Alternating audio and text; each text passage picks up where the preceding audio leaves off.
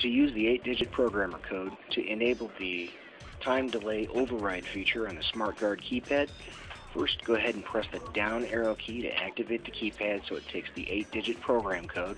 Then go ahead and put in your program code.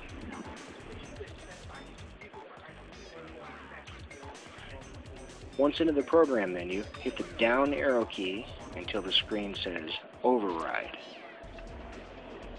To change the override feature to on, simply hit the right arrow key, which will toggle the setting to on. Hit the enter button and the value will be saved. You can toggle this on and off simply by hitting the right arrow button repeatedly. Once you've made your selection, hit the enter button and the value is saved. Hit the escape button to exit out of the program menu. And then the time delay override feature has been enabled. Now this will only allow user 9 to override the time delay. So we must make sure there's a user 9 in the keypad. User 9, when using their code, will no longer have to wait through the time delay period.